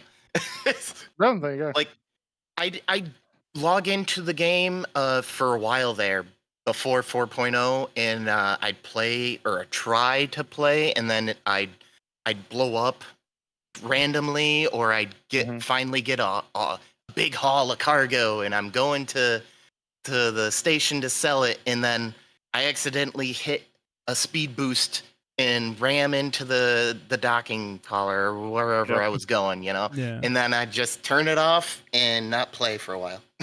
Yeah. I'd listen to you. I'd listen to you all the people, you know, giving updates on it. And I was like, well, 4.0 came. I might as well try. Cool. Yeah, I just been a member since 2016. Nice. I just think when you buy, that's when I bought my Polaris. I just think when you buy, when you have a bunch of stuff on your account already, you're less motivated to buy things in the game anyway, right? You already have what you want. Yeah. So yeah. Like I am not. You're probably not myself. the right person to ask. Actually, now that I think about it, it's probably more people that are like, don't have one or two ships. Do they find themselves still wanting to go to the pledge store, or do they find themselves, you know, hey, it's so easy to make money in game, I'll just do it there, even though I know I'm going to lose them eventually. I wonder what the vibe is with people nowadays. So might be a cool podcast topic, actually, to just have people call in and see if things have changed for them over the last like 6 months. Yeah, I think the Perseus is probably going to be the biggest ship or the most expensive ship I buy on there, and I'm probably not doing anything else. And the thing with that is, just like the Polaris, limited time. You can only buy it. You can't buy it in the game. You know, like those things for a while. So if you want to fly it when it comes out, you got to buy it. That's just how it is. So, yeah, totally understandable from that standpoint. I feel by the time the bigger ships come out, a lot of my org mates are going to have that stuff, and they're going to need people. Of course. And I love to be in a turret gun. Me too. I love that. I don't like flying. I hate flying. Yeah. Anything but flying. I've gotten better at it, but I hate it. Tractor beam, turret gun, cargo, anything. My life goal is to get a referral javelin and then never fly it myself and just always be in the turrets. Right? Yeah. Right. And those big ones? Oh, yeah. Nice. Yeah. But yeah, that's where we'll leave it. But I just wanted to, I was super curious. And I think we came up with like a downtime, nothing happening in Star Citizen topic of like, what are your like? Are you still going to the pledge store? Still super excited to buy ships, or are you feeling like the game is full enough to buy ships in game and stuff, and giving you enough money to do it? Whatever. I definitely bought the Space Kitten skin or the Hello Kitty ripoff, whatever. For all that stuff. I want stuff like that. I want like an anime waifu skin for my 600i, you know? Checks out. And body pillows. Checking out. Why don't they have body pillows? It's only a matter of time. We just got the hot bed. It's only a matter of time. Yeah, exactly. I can, like, when they bring in the maglock system. Hang up. When they get the maglock system, put body pillows all over my ship for armor, you know? That's my armor system right there. Just drop them all in the cave that you blow up from the new event. Just body pillows everywhere. But yeah, we'll leave it there before everyone leaves the podcast, Tibbles. So thank you very much. Later, Tibbles. That's fine. I love you guys. Keep doing what you do. Hey, keep doing what you're doing too, man. Have fun. Talk to you. Oh man. All right, lost my composure there. That was funny. I see all people typing like anime emotes, and then one time it just is nothing. Hang up. Sometimes the simple things are the best comedy, I think. But yeah, that's where we'll leave it. Fun show. I don't want to talk about Tier 0 stuff anymore. Like that again is an you can talk about it all you want, and I will sit here. I will just do this, but with me instead. just a you stationary. Yep. And then so like I'll have one ready to go, and it's just me like something I don't know, and that's it. And we'll play it. We'll see how it goes. But outside of that, 2 weeks, and hopefully this is working. Maybe less. Yep. And then I guess do we know what SCL is going to be this coming week? We won't know until Monday. Okay, so no reveals or anything during ISC? No, he just said, and we'll see you next week on Star Citizen Live. Okay.